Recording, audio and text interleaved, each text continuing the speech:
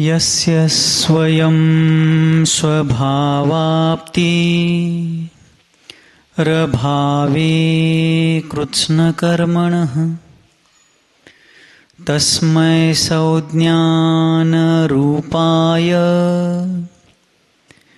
नमोस्तु परमात्मनि नमोस्तु शुद्धात्मनि नमोस्तु गुरुरात्मनि पंकनहि पंकजबनु मुक्ता बनु नसीप दीप बनु जलता रहूं गुरुपद पद्म समीप नमो भारती भ्रम मिटे ब्रह्म बनूं मैं बाल भार रहित भारत बने भास्वत भारत भाल भार रहित भारत बने भास्वत भारत भाल।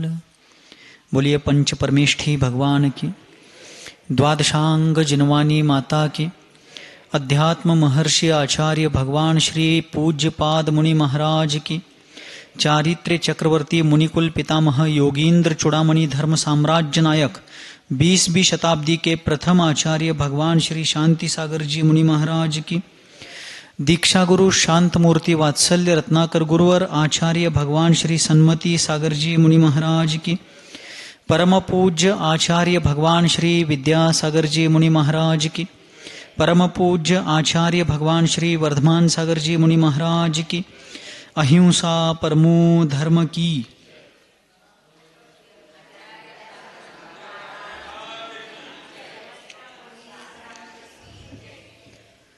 चाह गई चिंता मिटी मनुआ बेपरवाह।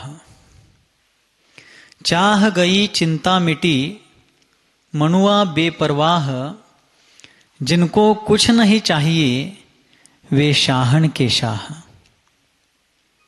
जिनकी चाह होती है, चाह म्हणजे इच्छा, चाह म्हणजे 4 वाजल्यात म्हणचिला आणि चाह गई इच्छा गेल्या नष्ट झाल्या, चाह गई चिंता मिटी। जहां चाह है वहां चिंता है।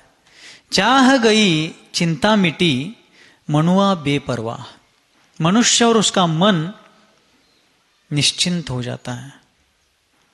जिनको कुछ नहीं चाहिए, दुनिया में रहते हुए भी जिनको अब कुछ भी नहीं चाहिए, वे शाहन के शाह, वे राजाओं के राजा हैं।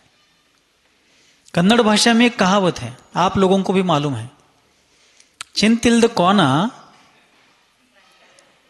ಮುಂದ ಸಂತೆಯಲ್ಲಿ ನಿದ್ದೆ ಮಾಡುತ್ತದೆ. ಕನ್ನಡ ಭಾಷೆಯಲ್ಲಿ ನಮ್ಮ ಹಿರಿಯರವನ್ನು ಭಾಳ ಚೆನ್ನಾಗಿ ಗಾದೆ ಮಾತು ಹೇಳಿರುತ್ತಾರೆ. ಏನಂದ್ರ ಚಿಂತಿಲ್ದ ಕೋನ ಸಂತೆಯಲ್ಲಿ ನಿದ್ದೆ ಮಾಡುತ್ತದೆ ಅಂದ್ರ मतलब क्या, जिस भैंसे को किसी प्रकार की चिंता नहीं है वो भरे बाजार में भी आराम से सोता है। तो चिंता मनुष्य को निरंतर सताती है, जलाती है, रुलाती है और निरंतर दुख देती है। इन सभी चिंताओं से भी जो दूर है और चिंता के आगे जाकर चिंतन का विकल्प भी जिनका छूट गया है, सहज निराकुल अतीन्द्रिय आत्मानंद में जो रमने का पुरुषार्थ कर रहे हैं, रम रहे हैं, ऐसे योगी जन ब्रुवन्नपि न ब्रूते। स्थिरीकृतात्म तत्वस्तु, जो अपने आत्म तत्व में आत्म स्वभाव में स्थिर हो गए हैं, स्वयं में ही लीन हो गए हैं, वे ब्रुवन्नपि न ब्रूते, बोलते हुए भी नहीं बोल रहे हैं। पश्यन् गच्छन्नपि न गच्छति, चलते हुए भी नहीं चल रहे हैं। विहार कर रहे हैं, निरंतर विहार कर रहे हैं, किंतु चलते समय इर्यापत समिति का अनुष्ठान करने वाले वे यतीश्वर प्राणी मात्र की रक्षा की कारुणिक भावना को अंतःकरण में धारण करते हुए सतत सूक्ष्म स्थूल जो भी इंद्रिय गम्य सूक्ष्म स्थूल जीव है उन सब की रक्षा करते हुए सतत आगे बढ़ रहे हैं। अपनी ओर से किसी जीव को पीड़ा ना हो इस प्रकार एकाग्र चित्त होकर के इर्यापत समिति पूर्वक सतत आगे गमन कर रहे हैं। लेकिन उस काल में भी जिनकी सजगता, सहजता और सरलता बीच बीच में आत्मानुभूति को स्पर्श कर रही है, बीच बीच में जिनको शुद्धोपयोग की अनुभूति होने की भूमिका तैयार हो रही है, ऐसे वे साधक चलते हुए भी नहीं चल रहे। क्षमा सागर जी महाराज एक बहुत अच्छे विचारक, बहुत अच्छे प्रवचनकार, बहुत अच्छे ज्ञानी और बहुत अच्छे साधक हुए। आचार्य विद्यासागर जी महाराज के शिष्य रहे, उच्च विद्या विभूषित थे, एमटेक शिक्षण हुआ था उनका, अंग्रेजी के मास्टर थे, मध्य प्रदेश की धर्मनगरी सागर से बिलोंग करते थे। ऐसे वे क्षमा सागर जी महाराज कवि हृदयी थे। गच्छन नपि न गच्छति, चलते हुए भी नहीं चलते हैं, इस पद को, इस चरण को, उनकी एक कविता आज प्रासंगिक रूप से मुझे याद आ रही है। क्षमा सागर जी महाराज ने एक कविता लिखी, यात्रा पर निकला हूं। ऐका लागला? यात्रा पर निकला हूं, लोग बार बार पूछते हैं कब तक चलोगे, कहां तक जाना है। यात्रा पर निकला हूं, लोग बार बार पूछते हैं कब तक चलोगे, कहां तक जाना है। मैं हंस करके आगे बढ़ जाता हूं। ये सगड़ी कविता है। यात्रा पर निकला हूं, लोग बार बार पूछते हैं कब तक चलोगे, कहां तक जाना है। मैं हंसकर आगे बढ़ जाता हूं। कैसे बताऊं उन्हें कि अब कहीं नहीं जाना है, अपने से चलकर अपने में आना है, अपने से चलकर अपने में आना। जो बाह्य रूप से शारीरिक स्तर पर कहीं भी विहार कर रहे देश दुनिया में, किंतु परमार्थ से, आध्यात्मिक दृष्टि से देखा जाए तो उनका विहार, उनकी यात्रा स्वयं से शुरू होती है, स्वयं तक आती है, स्वयं में ही समाती है। यह निश्चय विहार है, अर्थात आत्मरमण का पुरुषार्थ है। गच्छन नपि न गच्छति। ऐसे महान साधक इस भारतीय वसुंधरा की सच्ची संपत्ति है। संत जैसी संतति को जन्म देने वाले माता पिता भी इस देश में हुए, जिनकी संतति जन्म से ही संत जैसी संयमी, सुसंस्कृत, पूर्व जन्म के संस्कारों से संपन्न थी। ऐसे अनेक माता पिताओं ने ऐसे नररत्नों को इस भारतीय वसुंधरा पर जन्म दिया। पृथ्वी का एक नाम है रत्नगर्भा। क्या नाम है? रत्नगर्भा। जिस प्रकार मां अपने उदर में, अपने पेट में अच्छे अच्छे गुणवान संतति को धारण करती हैं, उसी प्रकार इस पृथ्वी के गर्भ में भी सोने, चांदी, रत्न आदि होते हैं। यह भौतिक दृष्टि से हो गया, किंतु भारतीय पृथ्वी विशेष करके रत्नगर्भा इसलिए है क्योंकि इस धरती पर सिर्फ अचेतन निर्जीव रत्नों का ही यहाँ पर लाभ नहीं होता है, यहाँ पर विश्व को अपने गुणों के प्रकाश से प्रकाशित करने वाले नररत्नों का भी उत्पत्ति स्थान है यह भारत। इसलिए किसी एक प्रार्थना गीत में 2 पंक्तियां बहुत मार्मिक कही है। उन्होंने लिखा है, चंदन है इस देश की माटी, तपोभूमि हर ग्राम है। ऐका लगला? चंदन है इस देश की माटी, तपोभूमि हर ग्राम है। हर बाला देवी की मूरत, बच्चा बच्चा राम है। हर बाला देवी की मूरत, बच्चा बच्चा राम है। यह भारतीय वसुंधरा इतनी महान धरती है। इस भूमि पर अनेक महान साधक हुए। आचार्य महाराज ने श्लोक के अंत में कहा, पश्यन्नपि न पश्यति, देखते हुए भी नहीं देख रहे हैं। चतुर्थ काल का प्रसंग है। कल गुणसागर जी महाराज ने एक दोहा यहां मंच पर बैठ करके बताया था, मुझे याद नहीं आ रहा था। उन्होंने बताया, दोष रहित आचरण से चरण पूज्य बन जाए। सुन रहे? आचार्य विद्यासागर जी महाराज का दोहा है, दोष रहित आचरण से चरण पूज्य बन जाए। चरण धूल तक सर चढ़े, मरण पूज्य बन जाए। क्या कह रहे हैं? दोष रहित आचरण से चरण भी पूजनीय बन जाते हैं, और ऐसे चरणों की धूली तक बड़े बड़े राजा, चक्रवर्ती, इंद्र लोग भी अपने मस्तकों पर धारण करते हैं। चरण धूल तक सर चढ़े, मरण पूज्य बन जाए।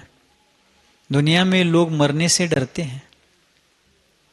संपूर्ण विश्व मरण के भय से भयाक्रांत है, आकुलित है। ये छूट ना पाए, मेरा परिवार, मेरे बाल बच्चे, मेरा धन संपत्ति, सोना, वैभव, ऐश्वर्य, ये कहीं छूट ना जाए, इसके लिए दुनिया घबराई हुई है, भय व्याकुल है। किंतु ऐसे कुछ नररत्न हैं जिन्होंने मृत्यु को भी डराया है। अरहनाथ भगवान की स्तुति करते हुए स्वयंभू स्तोत्र में भगवान समंतभद्र आचार्य देव ने कहा, अंतकः क्रंदको नृणाम जन्मज्वर सदा त्वामंत कांतकम प्राप्य व्यावृत्तः कामकारतः। हे प्रभु, संपूर्ण विश्व के प्राणियों को, संसारी जीवों को इस मरण ने जन्म और रोग को अपना सहायक, अपना मित्र बना करके डराया है। मृत्यु ने क्या किया है? अपना हेल्पर बनाया है। किनको? जन्म को और रोग आदि समस्याओं को। जन्म ज्वर सखः सदा, तो उस मृत्यु ने, उस अंतक ने संसारी प्राणियों को आकुल व्याकुल किया है। किंतु त्वामंत कांतकम प्राप्य व्यावृत्तः कामकारतः। हे नाथ, हे अरहनाथ, आप उस मृत्यु को, ऐसे सूरमा व्यक्ति मिल गया, ऐसे शूरवीर व्यक्ति उसको मिल गए जिससे आपने लोहा लिया और उस मरण को भी मरण का अनुभव कराया, अर्थात मरण का भी नाश कर दिया आपने। और उसी सनातन अरहत परंपरा का परिपालन करने वाले ऐसे अनेक निर्ग्रंथ यतीश्वर, मुनीश्वर, साधक इस श्रमण परंपरा में हुए, जो पश्यन्नपि न पश्यति, मृत्यु को देख भी रहे हैं, मृत्यु सामने दिख रहा है, लेकिन उसको देखते हुए भी वो नहीं देख रहे। महामहिम चारित्री चक्रवर्ती महाश्रमण आचार्य देव शांति सागर जी महाराज, जिनके बारे में और बहुत से शब्दों में कहना चाहता हूं, लेकिन शब्द आते नहीं, क्योंकि शब्दों बहुत पंगु है उनके व्यक्तित्व के सामने। कोन्नूर एक ग्राम है कर्नाटका में, और उस कोन्नूर की गुफाओं में वे आचार्य महोदय ध्यान साधना करते थे। कल परसों बताया था प्रवचन में कि दिन भर अपना जो भी संघ के साथ परिचर्या का कार्यक्रम रहता था, उपक्रम रहता था, वो करने के बाद वे हर दिन प्रत्येक गांव के बाहर कोई एकांतवास हो, विविक्त शयासन करने के अनुकूल, ध्यान साधना के अनुकूल वहां जाते थे। तो कोन्नूर ग्राम में जाकर के वहां पहाड़ पर बनी हुई जो गुफाएं हैं, वे उनमें ध्यान करते थे। एक दिन सुबह के सत्र में सूर्योदय के कुछ देर बाद वहां लोकल के ग्रामीण अंचल के स्थानिक लोग आचार्य महाराज का दर्शन और पूजन करने के लिए वहां पर गए। जैसे गुफा के द्वार से उन्होंने अंदर झांक करके देखा तो एक बड़ा सर्प, विशालकाय सर्प आचार्य महाराज के शरीर पर मंडरा रहा है। त्यांच्या शरीरावरती फिरा लागली ती। आपल्या डोळ्यापुढे चिलट फिरा लागली तर काय समजत नाही आपल्याला। खरंच का नाही सांगा?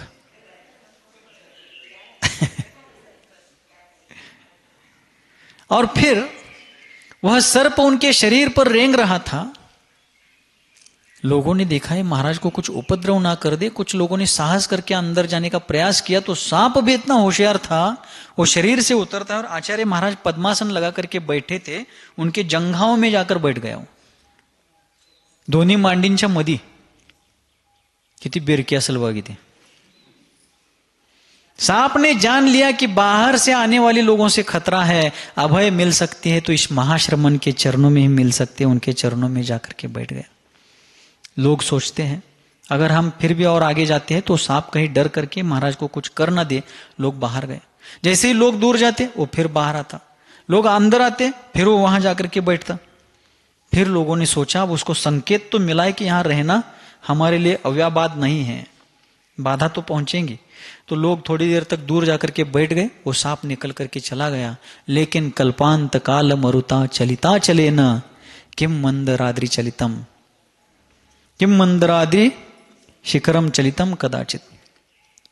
हिले नहीं वे, वैसे ही बैठे रहे। कैसा साहस होगा। फिर जब सांप चला गया, लोग अंदर गए, महाराज को देखा, सब महाराज ठीक ठाक है। तो फिर महाराज को उन्होंने पूछा कि महाराज आपको डर नहीं लगा? महाराज मौन रहे। 2-3-4 बार बार बार पूछने के बाद उन्होंने सोचा कि अब ये बताए बिना चुप नहीं रहेंगे, एक बार बता दो। तो फिर किसी ने जब पूछा तो आचार्य देव बोले कि बाबा ये तो अब छोटा सांप था, कुछ दिन पहले इसी गुफा में एक विशाल सांप मेरे सामने आया था, जिसकी लाल लाल सिंदूरी आंखें। कैसी आंखें? कुछ लोगों को इतना सांप दिख जाए वो कहीं छुप जाते हैं। उन्होंने कहा कि वो लाल सिंदूरी रंग की आंखों वाला सांप मेरे सामने आया था। मैं सुबह के सत्र में अपनी स्तुति पठन कर रहा था, भगवान का चतुर्विंशति तीर्थंकरों का स्तवन कर रहा था। उसी समय वह सांप मेरे सामने आता है, बिल्कुल सीधे निकट आकर के फना निकाल करके मेरे सामने खड़ा है, नाग सांप। महाराज फिर पूछने वालों ने पूछा, फिर महाराज क्या हुआ? क्या होता है? कुछ नहीं हुआ। वो मुझे देख रहा है, मैं उसे देख रहा हूं। पश्यन्नपि न पश्यति। ऐसे महान योगीश्वर, मृत्यु भी जिनको डरा नहीं पाता है, कैसा आत्मबल होगा, कितना साहस होगा, तत्व की कितनी अटूट श्रद्धा अंतःकरण में प्रतिष्ठापित हुई होगी कि मृत्यु हुई भी तो भी पर्याय से पर्यायांतरण होना है, स्थान से स्थानांतरण होना है, रूप से रूपांतरण होना है, पर्यायार्थिक नय से निश्चय से मैं नमे मृत्यु को तो भीतिर। यहां बैठकर बताना कितना आसान है। उन्होंने इस बात को जिया है प्रैक्टिकली। चतुर्थ काल की घटना है। एक राजा थे, बहुत सज्जन थे, प्रजा हितदक्ष थे, संतति के समान अपनी प्रजा का पालन करते थे, न्याय प्रिय थे, सबके लिए अत्यंत वो राजा प्रिय थे। एक दिन किसी प्रसंग से उनको वैराग्य हो गया, ज्ञान वैराग्य। संसार की नश्वरता को जान करके उन्होंने निर्ग्रंथ दिगंबर जैनेश्वरी भगवती जिन दीक्षा ग्रहण कर ली। दीक्षा लेते समय परिवार के लोगों को बता दिया कि मैं जा रहा हूं। अपने बेटे को राज्य सौंप दिया, उसका राज्याभिषेक करके वे चले गए। परिवार के लोग बहुत व्याकुल थे, संपूर्ण साम्राज्य उनका विफल हो चुका था उनके जाने के प्रसंग को सुन करके, लेकिन वे विचलित नहीं हुए, वे मोहित नहीं हुए और वे चले गए। जा करके उन्होंने निर्ग्रंथ गुरुओं के श्री चरणों में पहुंच करके जिन दीक्षा ग्रहण की और वे उत्कृष्ट सहनन के धारक महान ज्ञानी हो गए। सहनन तो जन्म के साथ ही उत्कृष्ट था, लेकिन गुरु चरणों में रह करके उन्होंने विशेष रूप से जिनवानी का तत्व का यथार्थ अध्ययन किया और उनकी योग्यता समर्थता को देख करके उनको आचार्य महाराज ने, उनके गुरु ने अकेले विहार करने की आज्ञा दे दी। मूलाचार में बताया है कि कौन मुनि अकेले विहार कर सकते हैं। अकेले विहार करने वाले मुनियों की क्षमता और योग्यता क्या होनी चाहिए? कोई भी उठ करके अकेले विहार नहीं कर सकते। जो उत्कृष्ट सहनन के धारी हैं, अंग पुरों के ज्ञाता हैं, किसी भी उपसर्ग परिशह को लीलया सहन कर सकते हैं। मार्ग से कभी भी विश्व विचलित हो जाए लेकिन वे मार्ग से विचलित नहीं होंगे, इत्यादि योग्यता वाले मुनि ही गुरु का आशीष और आदेश लेकर के अकेले विहार, वो भी ध्यान अध्ययन के लिए, आत्म साधना के उद्देश्य से कर सकते हैं। स्वतंत्रता के नाम पर स्वच्छंदता से अकेले विहार कभी भी उचित नहीं है। ऐसी योग्यताओं को छोड़ करके जो इस योग्यताओं में नहीं आते उनको अकेले विहार की अनुमति नहीं है। साक्षात कुंद कुंद देव ने, वट्टकेराचार्य ने मूलाचार में कहा है कि इस कलिकाल में, पंचम काल में तो कोई योग्य हो तो भी विहार अकेले ना करे। तो वो कहते हैं इस काल में कोई मुनि क्या, मेरा शत्रु भी अकेला विहार ना करे। ये वाक्य है, चाहो तो आप उसमें ढूंढ करके निकालो मूलाचार में। वास्तव में उनको कोई शत्रु नहीं है, लेकिन उन्होंने इतने एंड पॉइंट तक जाकर के, अंतिम बिंदु तक जाकर के बात कही है कि इस काल में कोई मुनि तो क्या, मेरा शत्रु भी एकाकी विचरण ना करे। इतना धोखा है, इतने रिस्क है, इतने परिणाम और परिस्थितियां विपरीत हो चुकी हैं। कौन क्या कर सकता है?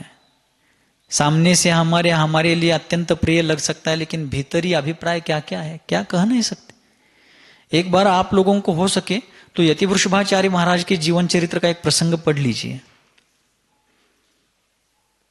उनकी समाधि कैसे हुई, लोग सामने आते कैसे हैं, करते क्या है, एक बार जरूर पढ़िए उनकी समाधि कैसे हुई, क्यों उनको समाधि उस प्रकार से साधनी पड़ी, आप जरूर पढ़िए एक बार।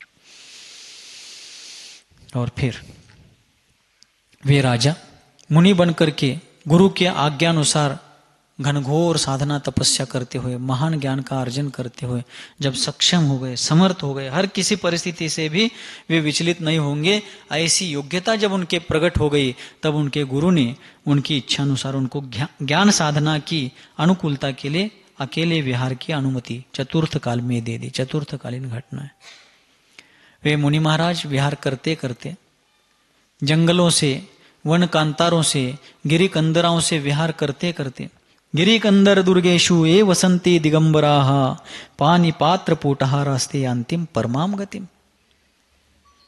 जो गिरी वन कंदराओं में निवास करते हैं, दुनिया की किसी भी घटना से जिनको किसी प्रकार की आकुल व्याकुलता नहीं है, ऐसे वे महान तपोनिधि मुनिजन।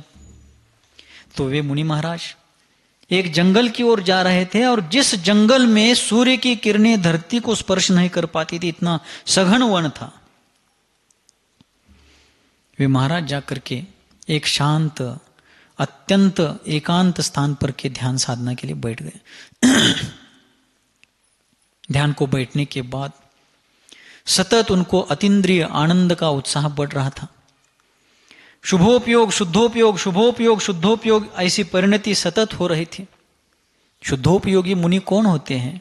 कंटाला लय का कलिकाल सर्वज्ञ, श्रमण संस्कृति की अनंत आकाश गंगा के अक्षय नक्षत्र भगवान कुंद कुंद आचार्य देव प्रवचन सार परमागम में शुद्धोपयोगी मुनि कौन है, इसकी व्याख्या करते हुए एक बहुत सुंदर गाथा कहते हैं। सुविदित पदत्थ सुत्तो संजम तव संजुदो विगद रागो। देखिए, सुविदित पदत्थ सुत्तो, जिन्होंने पदार्थ, पदार्थ कितने प्रकार के हैं? कितने? 9 प्रकार के हैं। कौन कौन से? अन्ना, मसरा, होळगी। हे तो पदार्थ म्हणजे व्यंजन घ्यायचं नहीं है। यहां पदार्थ का मतलब है जो एक दृष्टि से नित्य है, अनादि अनंत है, किंतु दूसरा उनका पहलू है परिवर्तनशीलता, अर्थात द्रव्य और पर्याय।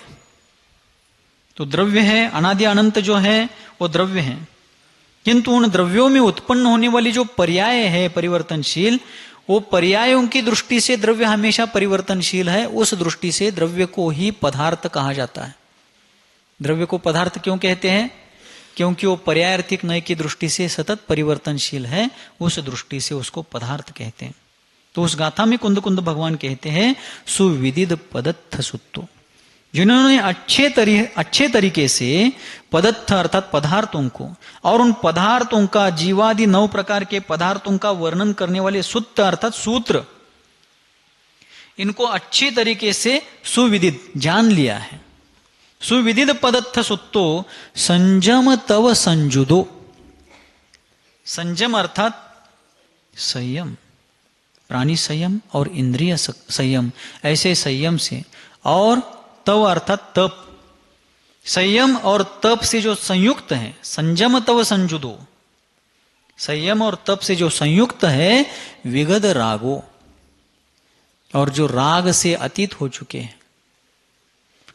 समनो समसुह दुखो, और जो सुख और दुख में समान वृत्ति वाले हैं, सुख में हर्षाते हैं, दुख में व्याकुल होते हैं, उसका कोई उपयोग नहीं।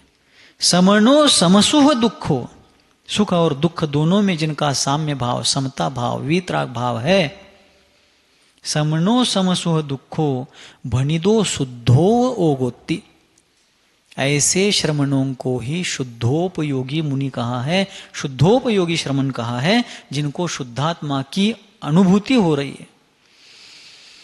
ऐसे वे मुनि महाराज विशाल जंगल में जाकर के एकांतवास में जंगल में मंगल कर रहे हैं। लोग मंगल में दंगल करना चाहते हैं,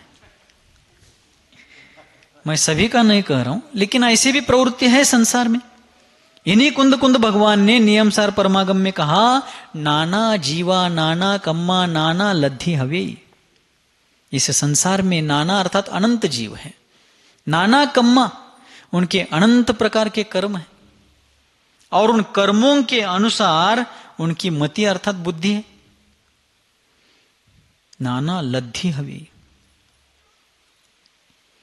दुनिया के बहुत से लोग मंगल में दंगल करना चाहते हैं, और ये मुनि महाराज जंगल में मंगल करने के लिए पुरुषार्थ कर रहे हैं।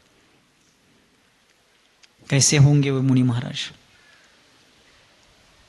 और ध्यान में बैठ करके जब वे साधना कर रहे थे, उसी समय उस जंगल के दूसरे एरिया में रहने वाला एक दस्युओं का दल, डाकुओं का दल, जिनको पता चला कि पास के एक महान साम्राज्य के सम्राट मुनि बन करके यहां आए हुए हैं, लेकिन दस्युओं को क्या मालूम, उन डाकुओं को क्या पता कि ये मुनि महाराज साधु बने हैं, उनके पास कोई परिग्रह नहीं होता है, सोना चांदी हीरे मानिक मोती कुछ जवाहरात जेवरात नहीं होते हैं। उन दस्युओं को मालूम नहीं था।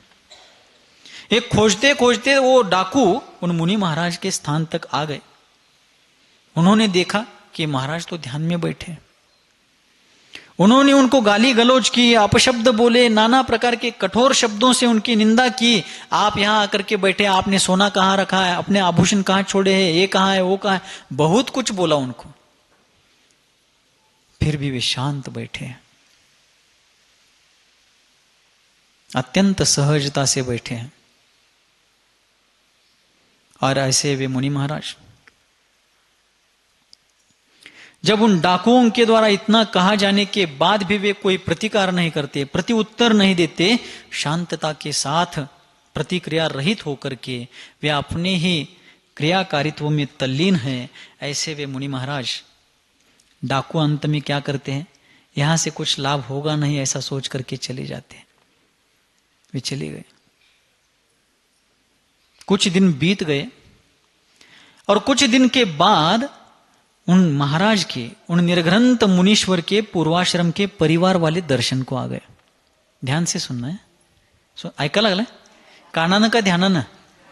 नक्की फार चांगला ऐका लागलं तुम्ही, असली श्रोते मिळाल्यावर मग काय हो। और फिर उन मुनि महाराज के पूर्वाश्रम के परिवार के लोग उनके दर्शन के लिए आए।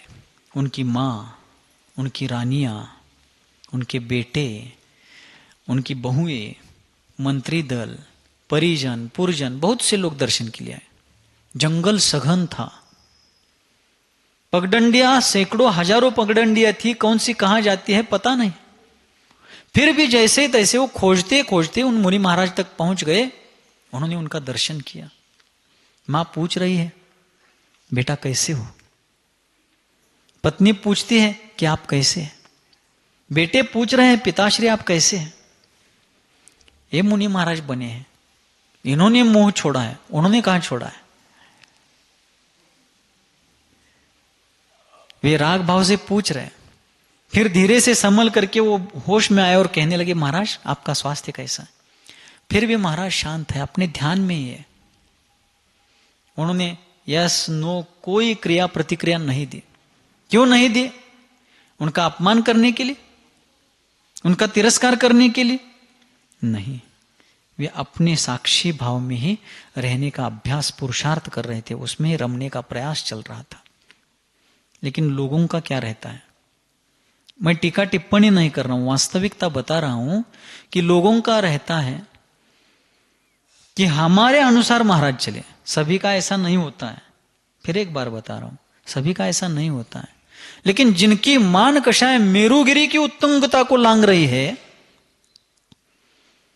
ऐसे लोगों को लगता है कि साधु संत भी हमारे अनुसार चले, हमारे अनुकूल रहे। और फिर उनके अनुकूल नहीं बने तो बोलते हैं महाराज नाराज है। आचार्य विद्यासागर जी महाराज ने इसके बारे में बहुत सुंदर कहा था। उनके साथ भी ऐसा एक प्रसंग घटा था। वे कहते हैं, आपके अनुसार राजी होने को, आपके अनुसार राजी ना होने को आप नाराजी समझते हो तो आपके आप जानो। अर्थ कळला? आपके अनुसार राजी ना होने को आप नाराजी समझते हो, आपके आप जानो। ऐसा नहीं होता। हम गए तो महाराज बोले नहीं। महाराज कुछ स्वाध्याय कर रहे हो, ध्यान में बैठे हो, अपनी क्रियाचर्या में हो, महाराज हमारे साथ बोले नहीं। महाराज ने हाथ उठाकर आशीर्वाद नहीं दिया। आशीर्वाद का तात्पर्य तो समझिए। आशीर्वाद का मतलब हाथ ऊपर करना नहीं है। लक्ष्य आहे सर्वांचं? ये हाथ ऊपर करना, ये जो है मुद्रा, ये आशीर्वाद नहीं है। आशीर्वाद का मतलब है आशी ही। आशी यानी मंगलकारी, वाद यानी वचन। अपन वाद शब्द का अर्थ झगड़ा लेते हैं। वाद शब्द का मूल अर्थ है वचन, बोलना। झगड़ा जो शब्द है उसके लिए विवाद शब्द है। अच्छे तरीके से बात हो रही तो उसके लिए संवाद शब्द है। और वाद शब्द कॉमन है, विवाद में भी है और संवाद में भी है। वाद कॉमन है। तो वाद का अर्थ है बोलना। सलीके से बात चल रही है, योग्य तरीके से चल रही है, मैत्री पूर्वक चल रही है तो संवाद चल रहा है। बात बिगड़ गई है तो विवाद चल रहा है। वाद का अर्थ है बोलना। आशीर्वाद क्या है? आशीर्वाद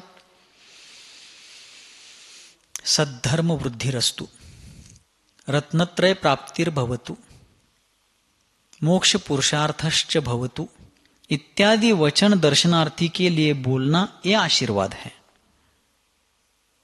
यह हाथ करना आशीर्वाद नहीं है। इसको कहते हैं अभय मुद्रा। ये क्या है? अभय मुद्रा। क्यों अभय मुद्रा? इसलिए है ताकि वो मुद्रा दर्शनार्थी को बता रही है कि आप देवशास्त्र गुरु पंच परमेष्ठियों के चरणों में शरण आए हैं। अब आपको डरने की आवश्यकता नहीं है, बस उनके उपदेश के अनुसार अपना मार्गक्रमण कीजिए। भिवू नकोस, मी तुझ्या सोबत आहे। पाठीशी म्हटल्यावर मग पुढं का नाही म्हणणार तिने? त्याच्यापेक्षा सोबत म्हणा, मोकळं करा। मी तुझ्या सोबत आहे याचा अर्थ काय? हम आपके साथ है, इसका मतलब क्या? धर्म और धर्मात्मा आपके साथ है। आप धर्मात्माओं के पास आए, आपको अब डरने की आवश्यकता नहीं, बस उस मार्ग पर चलते चलिए। ये इसका अर्थ है। फिर उन मुनि महाराज ने उनको ना अभय मुद्रा दी, ना आशीर्वाद दिया, कुछ नहीं, लेकिन मन में तो भाव है, सुखी रहे सब जीव जगत के, कोई कभी ना घबरावे। इससे बड़ा और कौन सा आशीर्वाद है? सव्वे शुद्धाहु शुद्ध नया, इससे बड़ा और कौन सा आशीर्वाद है? तो उसी बात का वे चिंतन कर रहे हैं, उसी बात का वे ध्यान कर रहे हैं। परिवार वालों ने भी समझ लिया। थोड़ी देर तक वो बैठे रहे। फिर अकस्मात उनकी मां जो वयोवृद्धा थी, उन मां ने कहा कि महाराज, इस जंगल में आपको खोजते खोजते हम बहुत परेशान हो गए। कृपा करके इस जंगल से बाहर जाने का मार्ग तो हमें बता दीजिए। बाकी कुछ आप बोले नहीं, ठीक है, कम से कम इस वन से, इस जंगल से, इस कांतार से बाहर जाने का मार्ग तो हमें बता दीजिए। महाराज अपनी ही ध्यान मुद्रा में उन्होंने वो भी नहीं बताया। हाँ, कहां जाते हैं जाने दो, कहां भटकते भटकने, कहां मरते हैं मरने दो, ऐसा कोई उनका अभिप्राय नहीं था। वे अपने ही संकल्प में, अपनी ही साधना में तल्लीन थे। दृष्टा भाव का पुरुषार्थ उनका चल रहा था। साक्षी भाव की साधना वे कर रहे थे, और उस स्थिति में उन्होंने मार्ग भी नहीं बताया। लौकिक मार्ग क्यों बताए? वो अलौकिक मार्ग पर चल रहे, अलौकिक मार्ग बताएंगे। लेकिन उस समय उन्होंने कोई क्रिया प्रतिक्रिया, लौकिक अलौकिक कोई क्रिया प्रतिक्रिया नहीं दी। वो अपने आप में तल्लीन थे। अवाक विसर्गम वपुषा निरूपयंतम मूर्तमिव मोक्ष मार्गम। शब्दों का प्रपात किए बिना ही उनकी निर्घ्रंथ वीतराग मुद्रा ही मानो मूर्तिमान मोक्ष मार्ग का उपदेश बिना बोले दे रहे थे। ऐसे वे मुनि महाराज अंत तो गत्वा ये कुछ बोलेंगे नहीं, कुछ कहेंगे नहीं, कोई क्रिया प्रतिक्रिया नहीं। ये देख करके परिवार वाले वहां से चले गए। चले गए सो चले गए, और दुर्भाग्य से उस मार्ग से चले गए जो मार्ग डाकुओं की बस्ती से जाता था। अब ये राज परिवार था। शरीर पर उनके शरीर के भार बराबर सोने चांदी के आभूषण लदे हैं, हीरे मानिक मोती के जेवर लदे हैं। डाकुओं को और क्या चाहिए था? पूरे परिवार को घेर लिया। उनके पास सैनिक हो तो भी कितने होंगे, क्योंकि ये इलाका उनका था। और पूरे डाकुओं के दल ने उनको घेर लिया। घेरने के बाद जब उनको एक एक करके जेवरात निकालने के लिए, सोने देने के लिए वो लोग बोलने लगे, तब उन मुनि महाराज की जो मां थी उनको गुस्सा आया, क्रोध आया, और वो मां बोलने लगी, ये तो डाकू है, इनसे क्या अपेक्षा रखते हैं आप लोग? अपने परिवार को, मंत्रियों को बोल रही हो मां, ये तो डाकू है, ये लुटेरे हैं, इनसे क्या अपेक्षा रखते हैं आप लोग? जहां मेरा बेटा ही मेरा नहीं हो सका, जो अपनी मां को सच्चा और सही मार्ग नहीं बता पाया, जिसने हमारे मार्गदर्शन के लिए कोई जिम्मेदारी जवाबदारी नहीं ली, मुनि होकर के भी वो यदि हमारे साथ ऐसा बर्ताव करता है तो डाकू का ऐसा व्यवहार करेंगे। उद्वेग में, आवेश में वो मां ऐसा बोलती। अब वो डाकू होते हुए भी एक बात हमें भी पता होनी चाहिए कि जो गुनाहगारी क्षेत्र के लोग होते हैं, अंडरवर्ल्ड के लोग होते हैं, उनका इंटेलिजेंस ब्यूरो और जनरल नॉलेज बहुत जबरदस्त होता है। गुप्त जानकारियां, कहां क्या है, कहां कौन है, कहां क्या चल रहा है इत्यादि सब उनको मालूम होता है। जनरल नॉलेज बहुत डीप होता है उनका। अपराधिक क्षेत्र के लोगों को ये सारी चीजें बहुत मालूम होती है, अपवाद होते होंगे। और फिर जब उस मां ने कहा, जब एक मुनि सही मार्ग नहीं बता पा रहा है तो इन लुटेरे डाकुओं से क्या हम जीवन रक्षा की अपेक्षा करेंगे? तो मुनि महाराज, कौन मुनि महाराज? क्योंकि उस जंगल में सर्वत्र उनके लोग घूमते थे, टहलते थे, फल साग सब्जी वगैरह खाने पीने की वस्तुएं पाने के लिए, कोई लूट मिलती है कि देखने के लिए वो लुटेरे, वो डाकू लोग घूमते थे। इतने विशाल जंगल में कोई मुनि संग नहीं, आप किस मुनि की बात कर रहे हैं? तो उस मां ने कहा, यहां पास में हमारे साम्राज्य की राजधानी है, उस नगर से हम आए हैं। कुछ दिन पहले, विशिष्ट काल पहले, मेरे बेटे ने मेरे पोते को राज्य सौंप करके हम सबको बता करके मुनि दीक्षा ली है, और उनको खोजते खोजते हम दर्शन के लिए आए थे। यहां से कुछ दूरी पर वे बैठे, हमने उनका दर्शन किया, कुछ क्षेम कुशल पूछा, सब किया, लेकिन उन्होंने कोई क्रिया प्रतिक्रिया नहीं दी। अंत में हमने इस जंगल से बाहर जाने का सकुशल मार्ग पूछा, उन्होंने वह तक नहीं बताया, वो अपने ही ध्यान में बैठे थे। तब उन डाकुओं का जो लीडर था उसके ध्यान में आया, कौन मुनि महाराज होंगे। वो अपने सारे लोगों को पीछे होने के लिए कहता है, दूर हो जाओ। क्यों?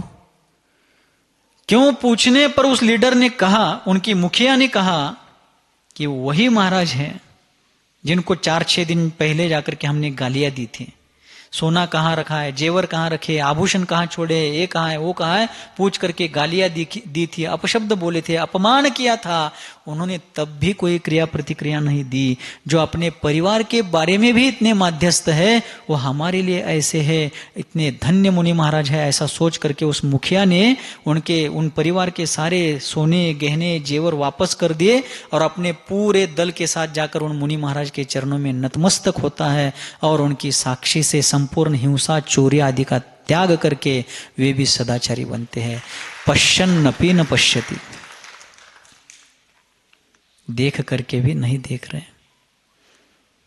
ऐसे साधक हमारे गुरुदेव, हमारे जीवन के भाग्य विधाता, जो इस धरती पर अजात शत्रु थे, जिनका कोई शत्रु ही उत्पन्न नहीं हुआ था, विश्व के प्राणी मात्र के प्रति जिनका निष्पक्ष प्रेम था, जिनका उदार जीवन संपूर्ण प्राणियों के लिए आश्रित जनवत्सल था, सत्य शासन के जो समर्थ प्रहरी थे, ऐसे सन्मति सागर आचार्य देव हम लोगों ने बहुत बार देखा कि जब वे संघ में भी बैठते थे, इर्यापत भक्ति के बाद, सुबह के प्रातःकालीन स्तवन स्तुति आदि वंदना आदि के बाद, स्वाध्याय के बाद, स्वाध्याय आदि क्रियाएं होने के बाद, स्तुति देववंदना आदि होने के बाद, इर्यापत भक्ति प्रतिक्रमण दैवसिक आदि होने के बाद कुछ क्षण, कुछ काल हम लोग वही बैठे रहते थे। हम लोग आपस में बात कर रहे हैं, लेकिन वे उस संघ के बीच में भी शांत भाव से बैठे। सारे शिष्य बैठ रहे हैं, आपस में उनकी बातें हो रही है, जो भी उनका संवाद चल रहा हो, लेकिन वे बैठे हैं। सबके बीच में होते हुए भी किसी के भी बीच वो नहीं है, ऐसे बैठे हुए हमने कितने ही बार उनको देखा है।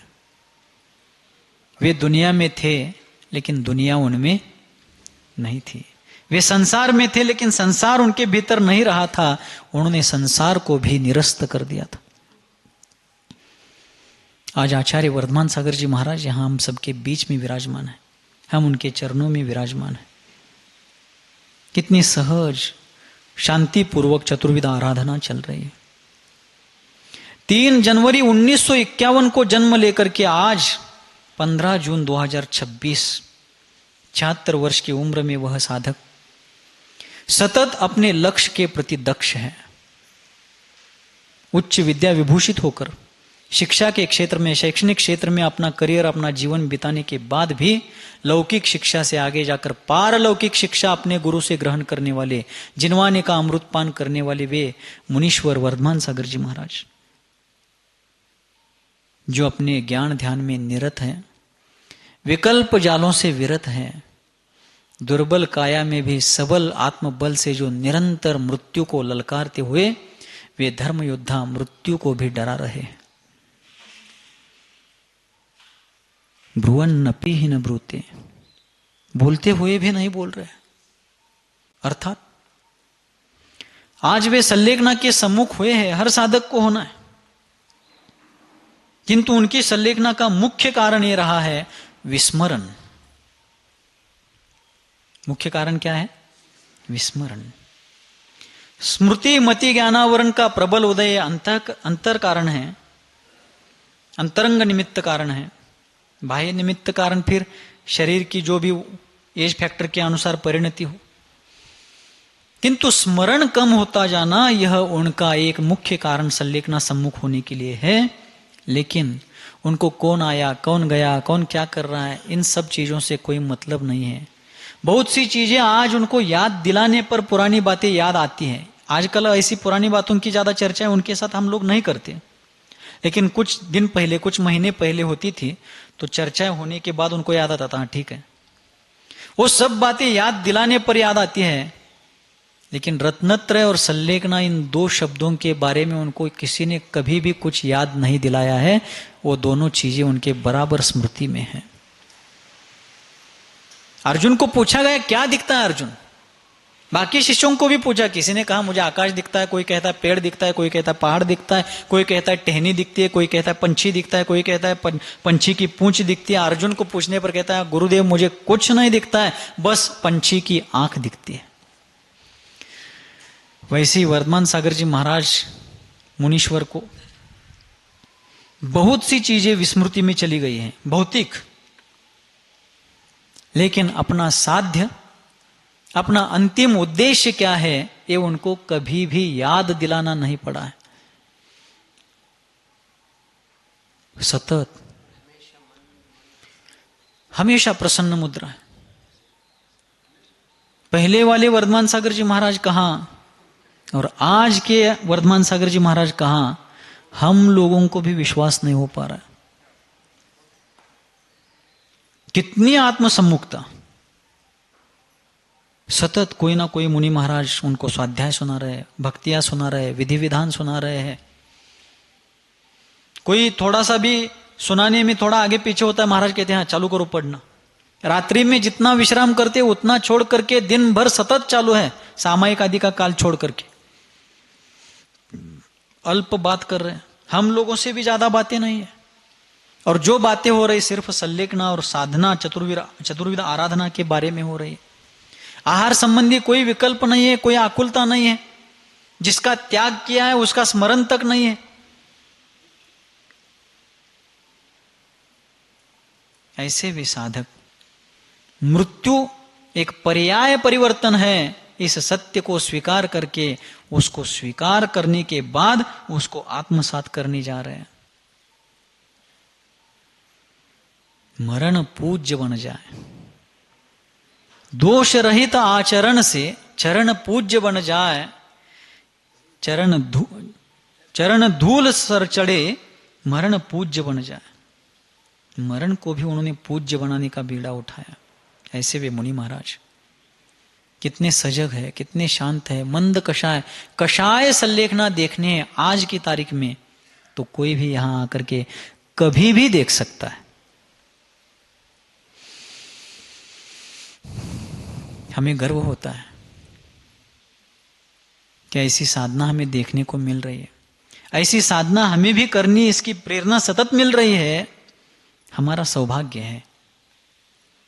ऐसी निरंतर साधना वे कर रहे हैं, आगे बढ़ते जा रहे हैं, पीछे मुड़कर देखे बिना सतत गंतव्य की ओर आगे बढ़ रहे हैं। उनकी यह शिव यात्रा, उनकी यह मुक्ति यात्रा, उनकी यह मोक्ष मार्ग की आराधना निर्विघ्न संपन्न हो और शीघ्रातिशीघ्र संसार को पूर्ण विराम लगा करके वो लोक शिखर पर विराजमान हो जाए, ऐसी मंगलमय भावना व्यक्त करता हूं और वाणी को विराम देता हूं। बोलिए गुरुवर आचार्य भगवान श्री सन्मति सागर जी मुनि महाराज की जिनवानी।